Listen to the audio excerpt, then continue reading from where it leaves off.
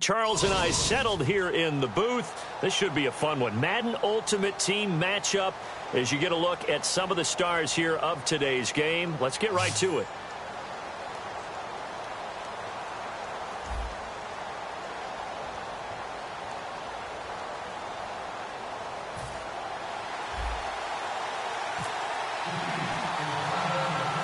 Justin Tucker set to boom this one away. And off we go from Tampa. This will be taken short. And they'll be set up with good field position.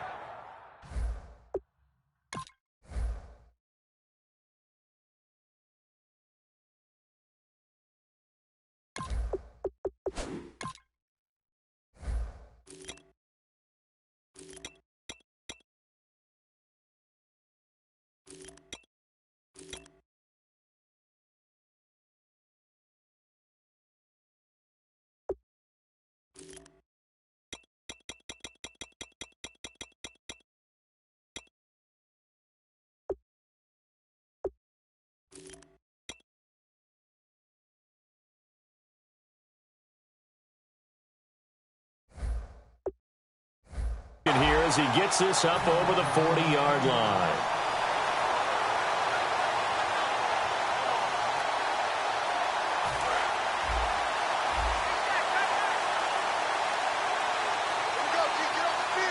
Possible run anticipation here as the D-line sandwiches together. Give him a couple on the carry there. 2nd and 8. That's a good play by the guys on the defensive side of the ball. Held him to a gain of 2. And that changes the playbook a little bit now for the guy calling plays. 2nd and 8. Now he's got to probably think about going to the air instead of maybe staying with the ground game. And Rudolph has it left side. And he's going to get this down to the 35-yard line. And coach is always harp on the quarterback reading the defense and getting it to the open man. That's good recognition there. And how about what he did after the catch? Yeah, hit your tight end, let him get some rack. Yeah, when he gets moving, not many guys want to come over and put a hit on him, do they? This drive is turning into an extended one, and the guy carrying the ball, he's becoming more like a body blows guy. Every carry is putting some damage on the defense. So after a while, I'm not too sure how many guys are going to want to run up and tackle him. He's going to leave this for his running back. It's complete.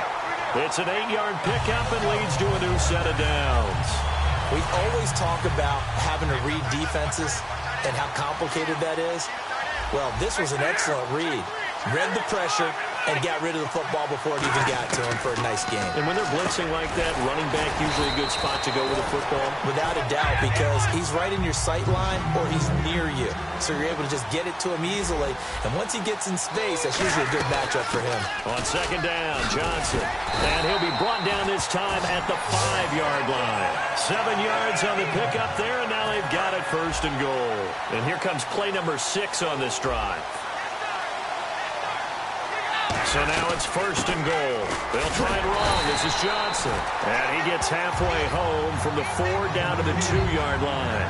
And Brad, they went to a nickel defense, and that's a surprise this close to the goal line, because ordinarily you use the back end of the end zone, the sidelines as extra defenders, and you want big. On the carry, here's Marshawn Lynch. And he'll take this into the end zone. Touchdown, Jacksonville. Marshawn Lynch taking it in from 2 yards out. And this is up and good. The score now 7-0 Jaguars. Now after the touchdown, here's Crosby to kick it away. And a fair catch signaled for and taken successfully.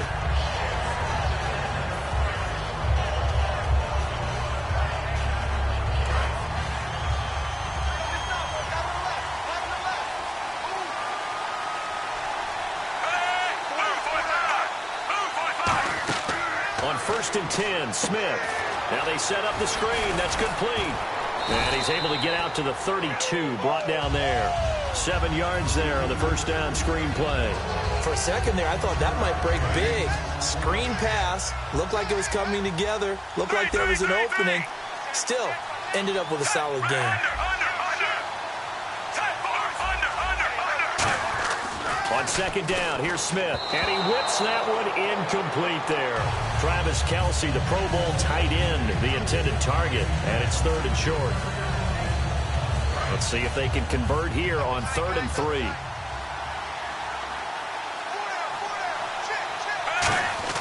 And they'll let their fullback try and push the pile. And he'll get this up only to about the 33. Only a yard on the pickup there, and it's going to leave them with a 4th down. Well, there was a trust factor in that call, turning and handing it to the big man in the backfield, trying to pick up the 1st down. But how about the defense? They were ready for him, and they were able to stop him.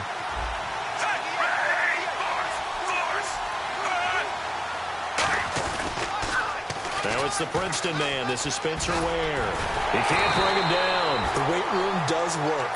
It's a 4-yard pickup, and on 4th down, they're able to convert and move the sticks. I am shocked that they would go for it there. Talk about a gutty call, but that's all about having faith in your offensive line, and they come through there on 4th down.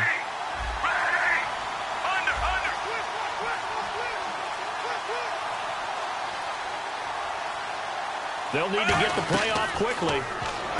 Smith, it's Hill, complete. And that play went nowhere. Losing yardage. It'll be back at the 36. Back now with Charles Davis. I'm Brandon Gaudin as the Chiefs in possession of the football as we begin the 2nd quarter. But they face a 2nd and long to start things out.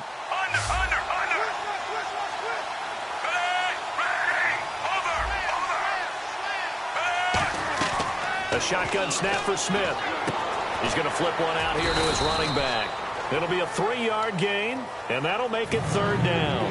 I know most of the time when the ball's in the air, you're thinking wide receiver, tight end, but running backs, they can be a big part of any passing offense nowadays. Throwing on 3rd down, Smith. Trying to find his tight end, Kelce, and it's intercepted. A great read, and it's picked off.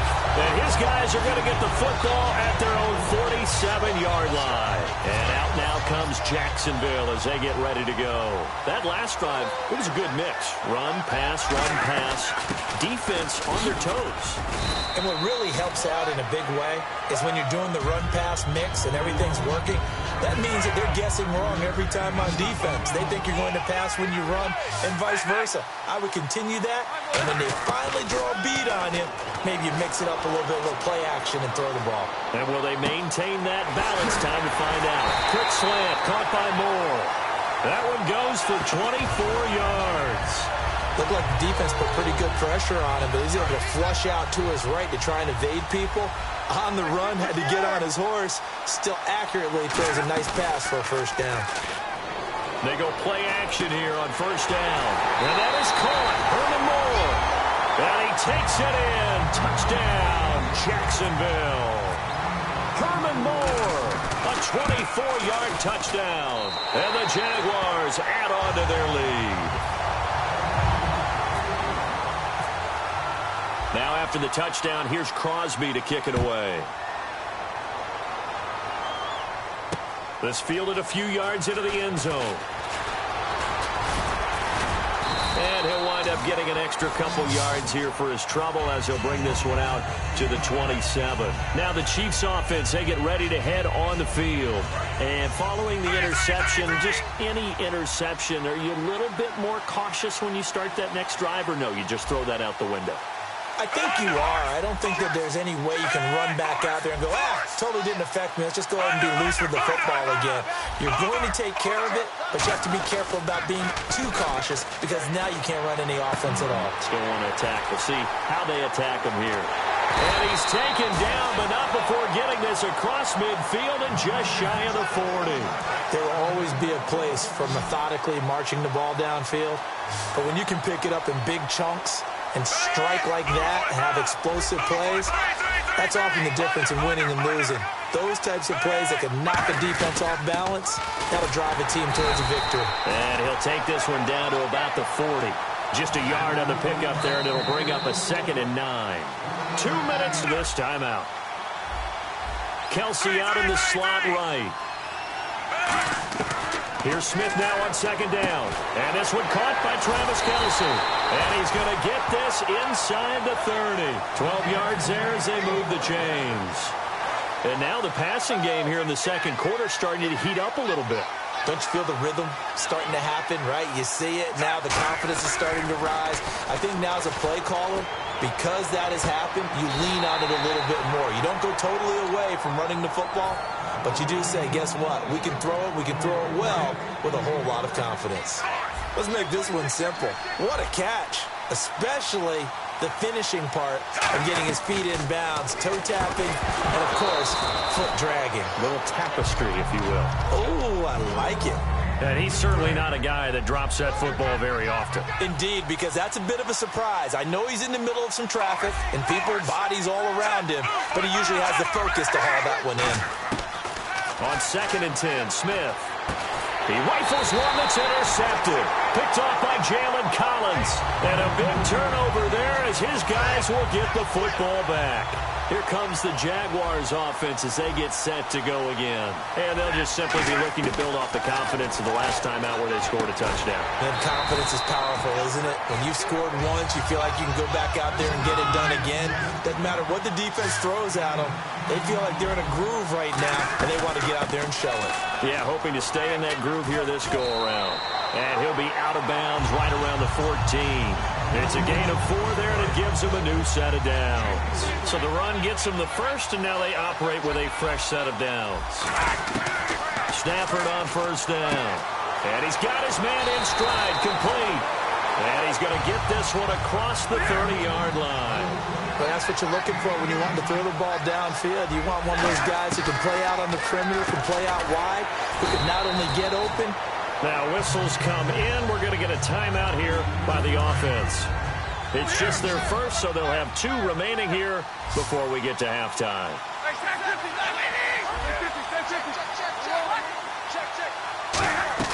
Here's Stafford now on 2nd down. And he's got his man on the out route. They get 5 out of that one, and it moves the chains.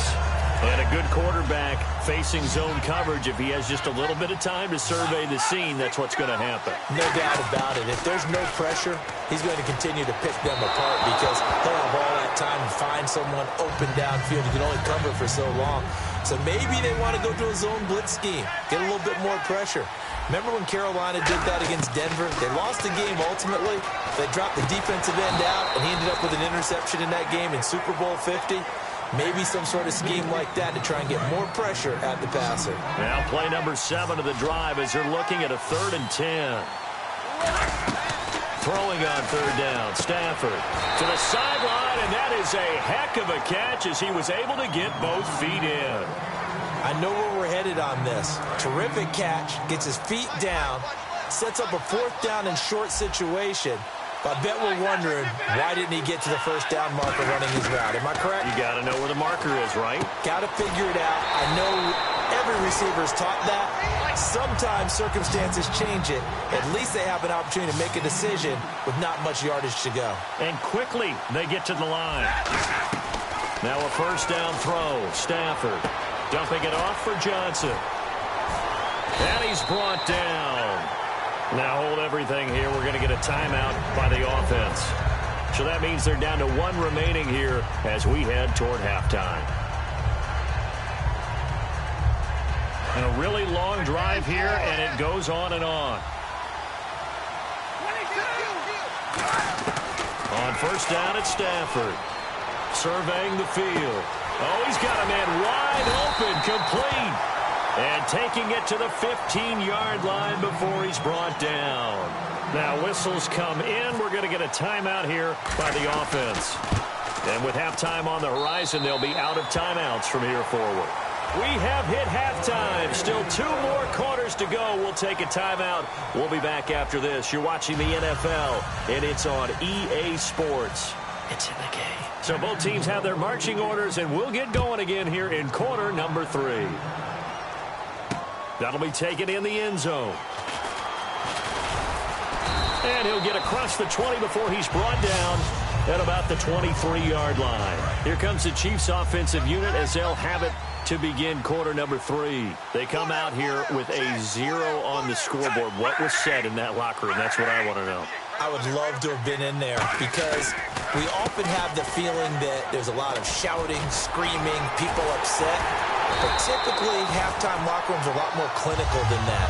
And in this case, are they upset that the plays weren't working because of execution?